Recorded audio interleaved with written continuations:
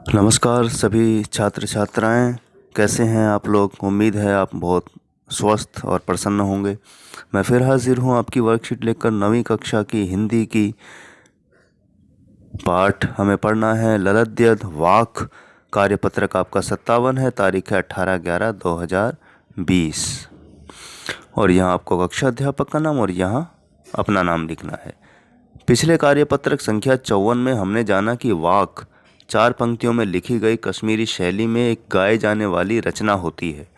कश्मीरी भाषा की लोकप्रिय संत कवयित्री ललद्यद की काव्य शैली को वाक कहा जाता है। यानी कि ललद्यद जो कवयित्री हैं, जिनको लला भी कहा गया, लला योगेश्वरी भी कहा गया, लल योगेश्वरी भी कहा गया, लला रिफा भी कहा गया, तो उन्होंने जिस तरीके से कविता लिखी उसको हम वाक कहते हैं। तो पिछली बार हमने एक इनका वाक पढ़ा था 4 पंक्तियों का। आज फिर पढ़ेंगे, जिसमें उन्होंने पिछली बार बताया था रस्सी कच्चे धागे की खींच रही मैं नाव। तो आज हम पढ़ेंगे समानता के ऊपर। वो बात करती हैं किस तरह समान रहकर हम चीज़ों को बदल सकते हैं, प्राप्त कर सकते हैं। समानता का महत्व कितना है। अगर आप समान नहीं रहेंगे या समान नहीं समझेंगे तब कितनी मुश्किल होगी। क्योंकि ये दुनिया हमको ज्ञान भी देती है और मुक्त भी करती है, लेकिन दुनिया में फंसे रह जाना भी हमारे लिए बहुत ही नुकसानदायक होता है। आइए शुरू करें। वाक 2।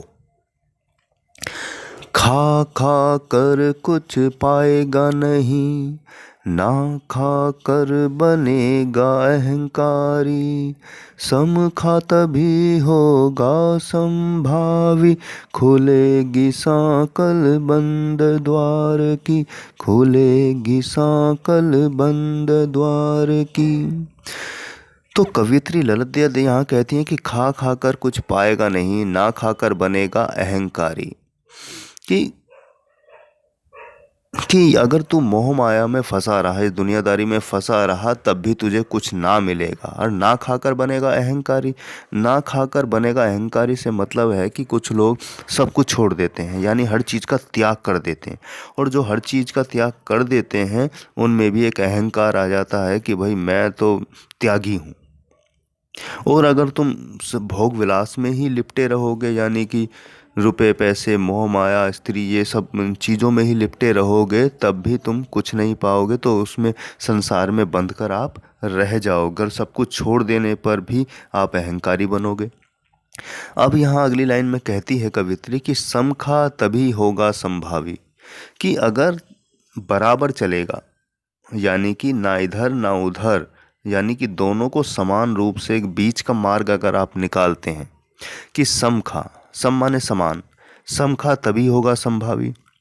कि समान रूप से अगर आप दोनों का बैलेंस यानी दोनों के बीच का मार्ग चुनकर चलते हैं, खुलेगी सांकल बंद द्वार की, और तभी तुम्हें ज्ञान प्राप्त होगा, मोक्ष प्राप्त होगा और सही दिशा मिल पाएगी। केवल एक तरफ चले जाने से चीज़ें हल नहीं होती, आपको ज्ञान या काफ़ी चीज़ें प्राप्त नहीं होती। हम आमतौर पर सोचते हैं कि भाई एक रास्ता अपना लेते हैं, बात ख़त्म। लेकिन बीच का मार्ग हमेशा अच्छा होता है। दो लोगों के बीच झगड़ा हो रहा है, अगर आप एक की ही तरफदारी करेंगे तो मुझे लगता है कि वो झगड़ा ख़त्म नहीं होगा। लेकिन दो के झगड़े के बीच आप दोनों की गलतियां भी बताओगे और दोनों को सही भी बताओगे तो उम्मीद है कि झगड़ा निबट जाए। तो इसलिए कवित्री ललित कहती हैं कि दुनियादारी में फंसकर पूरी तरह से भी कुछ तुझे प्राप्त नहीं होगा और सब कुछ छोड़ देने से भी तुझे प्राप्त नहीं होगा। जो साधु सन्यासी बनकर एक जंगल में एक पेड़ के नीचे बैठ जाते हैं सब कुछ छोड़कर। तो दुनिया का भोगना भी ज़रूरी है ज्ञान प्राप्त के लिए, क्योंकि जब तक भोगोगे नहीं त्याग कैसे करोगे। तुम्हारे मन में वो लालच बना रहेगा। और बीच का मार्ग निकालना इसलिए ज़रूरी है क्योंकि उसी से ही आपकी सफलता का राज निकलेगा, आपको ज्ञान प्राप्त होगा, मोक्ष प्राप्त होगा। आइए कवित्री यहाँ क्या कहती है उसको अर्थ समझ लेते हैं हम प्यारे बच्चों। अपनी इन पंक्तियों में कवित्री कहती हैं कि अगर हम सांसारिक विषय वासना जो भी आप संसार में देखते हैं, रुपए पैसे मोह माया इस तरह की चीज़ें, इन्हीं विषय वासना कहा गया है, डूबे रहेंगे तो कभी हमें मोक्ष की प्राप्ति नहीं होगी।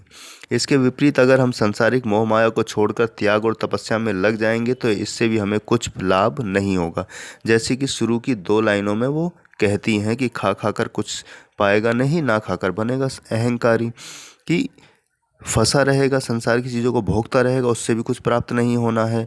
और अगर बिल्कुल ही छोड़ देगा तो उससे अहंकार यानी घमंड पैदा होगा। भोग का पूरी तरह से त्याग करने पर हमें अहंकार आ जाएगा, जिसकी वजह से हमें मुक्ति अर्थात ज्ञान की प्राप्ति नहीं होगी। इसी वजह से कवित्री के अनुसार दोनों ही रास्ते गलत हैं। जब हम सांसारिक भोग लिप्सा में तृप्त रहते हैं तब हमें सच्चे ज्ञान से दूर ही रहते हैं। इसके विपरीत जब हम त्याग और तपस्या में लीन हो जाते हैं तब हमारे अंदर अहंकार रूपी अज्ञान आ जाता है, जिसके द्वारा हम सच्चे ज्ञान की प्राप्ति नहीं कर पाते। इसीलिए कवित्री हमें बीच का मार्ग अपनाने के लिए कह रही है, जिससे हमारे अंदर वासना और भोग लिप्सा भी नहीं होगी और न ही अहंकार हमारे अंदर पनप पाएगा। तभी हमारे अंदर समानता की भावना रह पाएगी। इसके बाद ही हम प्रभु की भक्ति को सच्चे मन में लीन हो सकते हैं। यानी कि बीच के मार्ग की बात कवित्री करती हैं कि ना तो पूरी तरह संसार को छोड़ो और ना ही पूरी तरह से संसार को भोगो। यानी कि इतना संतुलन रखो कि चीज़ें ठीक रहें और आपका मार्ग भी अच्छा प्रशस्त हो जाए, आप आगे बढ़ सकें और जो उद्देश्य है कवित्री का ज्ञान प्राप्त करने का, ईश्वर की भक्ति करने का, वो हम ईमानदारी से कर सकें, सच्चे भाव से कर सकें। वरना तो हम भटकते रहेंगे, प्राप्त हमें कुछ भी नहीं होगा। तो उम्मीद है आपको ये 4 पंक्तियाँ वाक्य समझ आ गई होंगी। आइए बढ़ते हैं प्रश्न उत्तर की तरफ प्यारे बच्चों। तो पहला प्रश्न हमारा है कि कवित्री बीच का मार्ग अपनाने की सलाह क्यों देती है। आइए इसका उत्तर देखें। तो पहला प्रश्न स्क्रीन पर है कि कवित्री बीच का मार्ग अपनाने की सलाह क्यों देती है। तो उत्तर है बीच का मार्ग अपनाने की सलाह इसलिए देती है क्योंकि इससे ही हमारे अंदर समानता की भावना रह पाएगी। इसके बाद ही हम प्रभु की भक्ति में लीन हो सकते हैं। तो ये उत्तर है आपका कि बीच का मार्ग हमेशा अच्छा होता है, ना इधर ना उधर। बीच का मार्ग हमेशा आपको आपके गंतव्य तक यानी कि आपकी जगह तक पहुंचा देता है जो आप प्राप्त करना चाहते हैं। आइए बढ़ते हैं दूसरे प्रश्न की तरफ। दूसरा प्रश्न आपका स्क्रीन पर है कि बंद सांकल खोलने के लिए कवित्री ने क्या उपाय सुझाया है। तो उत्तर है कि बंद सांकल द्वार की सांकल खोलने के लिए कवित्री ने बीच का मार्ग अपनाने का उपाय बताया है। तो उसने कहा कि बीच का मार्ग अपना कर ही जो आपके अवरोध हैं, विरोध हैं, जो बाधाएं हैं, जो सांकल यानी दरवाज़ा बंद हो गया है, वो बीच का मार्ग अपना कर ही वो सांकल खुल जाएगी और आपको अपना जो प्राप्त करना चाहते हैं वो आसानी से मिल जाएगा। आइए बढ़ते हैं तीसरे प्रश्न की तरफ। तीसरा प्रश्न हमारा स्क्रीन पर है प्यारे बच्चों कि कवित्री ने ईश्वर को प्राप्त करने के लिए कौन कौन से 2 रास्ते गलत कहे हैं। तो उत्तर है कवित्री ने ईश्वर को प्राप्त करने के लिए सांसारिक मोह माया में डूबे रहना और त्याग तपस्या में लग जाना, इन 2 रास्तों को गलत कहा है। क्योंकि वो उसने पहली 2 पंक्तियों में कह दिया है कि खा खा कर कुछ पाएगा नहीं और ना खाकर बनेगा अहंकारी। यानी कि संसार की जो चीज़ें, इनमें फंस के हम रह जाते हैं और संसार को बिल्कुल छोड़कर भी कुछ पाएगा नहीं। तो ये 2 रास्ते उन्होंने गलत बताए हैं ईश्वर को प्राप्त करने के मार्ग में। तो आइए बढ़ते हैं चौथे प्रश्न की तरफ प्यारे बच्चों। चौथा प्रश्न हमारा स्क्रीन पर है कि प्रस्तुत वाक्य में कवित्री क्या प्राप्त करना चाहती है। तो उत्तर है प्रस्तुत वाक्य में कवित्री मोक्ष प्राप्त करना चाहती है।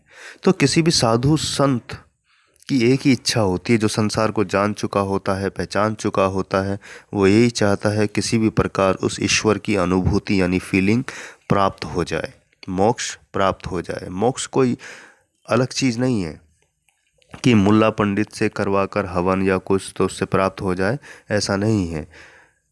वो सच्चे मन से जब आप कोई रास्ता चुनते हैं तो उसी को मोक्ष प्राप्त करना भी कहते हैं। तो वो है ईश्वर। पांचवा और अंतिम प्रश्न है आपका कि खा खा कर कुछ पाएगा नहीं, ना खाकर बनेगा अहंकारी। प्रस्तुत कवियों का पंक्तियों का भाव स्पष्ट कीजिए। उत्तर है कि इन पंक्तियों में कवियत्री का भाव यह है कि अगर हम संसार की चीज़ों या विषय वासनाओं में डूबे रहेंगे तो कभी भी हमें मोक्ष की प्राप्ति नहीं होगी। इसके विपरीत अगर हम सांसारिक मोह माया को छोड़कर त्याग और तपस्या में लग जाएंगे तो इससे भी हमें कुछ लाभ नहीं होगा। तो इन पंक्तियों का सीधा भाव है, जो मैं शुरुआत में भी समझा चुका हूँ, कि संसार को पूरी तरह से भोगने की कोशिश करोगे उससे भी नुकसान है, और सब कुछ छोड़ दोगे उससे भी नुकसान है। हम कबीरदास का उदाहरण लेकर समझ सकते हैं। वो गृहस्थ थे, लेकिन उन्होंने कभी भी अपना कर्म नहीं छोड़ा। उन्होंने परिवार को भी पाला, लेकिन साथ में ईश्वर की खोज को भी लेकर चलते रहे। तो बीच का मार्ग कबीरदास जी ने भी अपनाया था। तो आइए बढ़ते हैं अगले प्रश्न की तरफ। तो उम्मीद है प्यारे बच्चों आपको वाक की 4 पंक्तियां बहुत अच्छे से समझ आ गई होंगी कि कवयित्री ललित क्या कहना चाहती है, और प्रश्न उत्तर भी आपको समझ आ गए होंगे। तो इसी के साथ मैं लेता हूं विदा, मिलता हूं अगली वर्कशीट पर। तब तक के लिए आप अपना ध्यान रखें, स्वस्थ रहें, घर में रहें, बाहर निकलें तो मास्क लगा कर निकलें, हाथ धोते रहें और भीड़ भाड़ में जाने से बचें। बहुत बहुत शुभकामनाएं प्यारे बच्चों।